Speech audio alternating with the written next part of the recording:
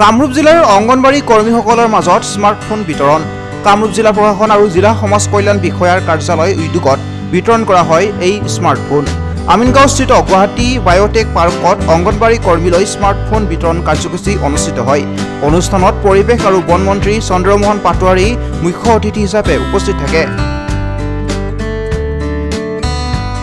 স্মাৰ্টফোনে অংগনবাড়ী কৰ্মীসকলৰ কাম বহুখিনি সহজ কৰিব বুলি আশা প্ৰকাশ কৰে মন্ত্ৰীগৰাকীয়ে। অনুষ্ঠানত সাংসদ বিজুলী কলিতা, বিধায়ক দিগন্ত কলিতা, হেমাংগ ঠাকুৰীয়া, জিলা আয়ুক্ত দেৱকুমাৰ মিশ্ৰ উপস্থিত থাকে।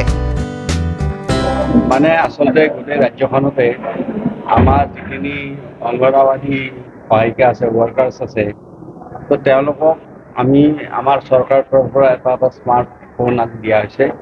এই স্মাৰ্টফোনটো দিয়াৰ উদ্দেশ্য হৈছে যে তেখেতসকলে যিহেতুকে নিজৰ এলেকাত মাতৃ আৰু শিশুৰ যত্নৰ বিষয়ে তেওঁলোকে সজাগতা কৰে আৰু উপদেশ দিয়ে।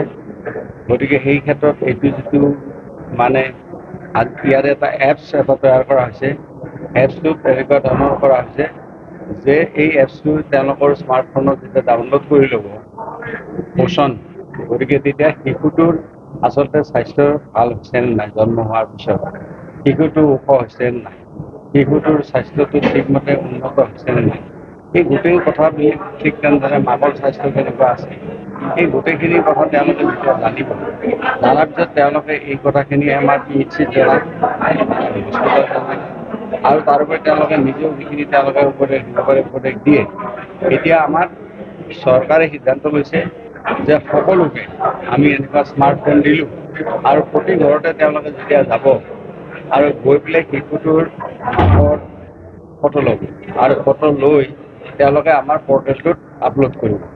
পৰ্টেলটোত আপলোড কৰাৰ লগে লগে আৰু তাৰ উপৰিও সেই ফটোখন আমাক মানে যিটো আমাৰ ICDS মানে অফিচাৰ আছে তেওঁ পাব। এইটো তেওঁলোকে হয়তো সকলো সক্ষম নহয়, সেইকাৰণে চৰকাৰে সমগ্ৰ ৰাজ্যখনতে এনেকৈ স্মাৰ্টফোন দিয়াৰ ব্যৱস্থা কৰিছে।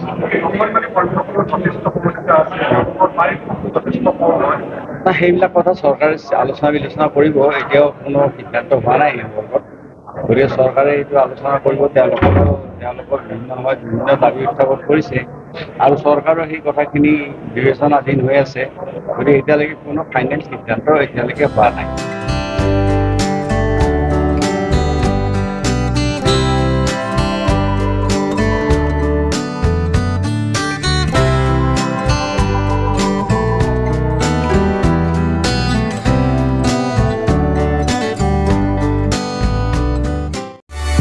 অসমবাসী তথা গুৱাহাটীবাসীৰ বাবে এক সুখবৰ।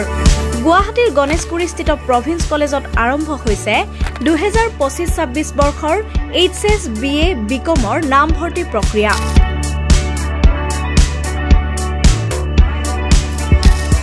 উপলব্ধ সুবিধাসমূহ: লাইব্ৰেৰী, কম্পিউটাৰ লেব, সুন্দৰ ক্লাছৰুমৰ ব্যৱস্থা, উপযুক্ত PGৰ ব্যৱস্থা ইত্যাদি।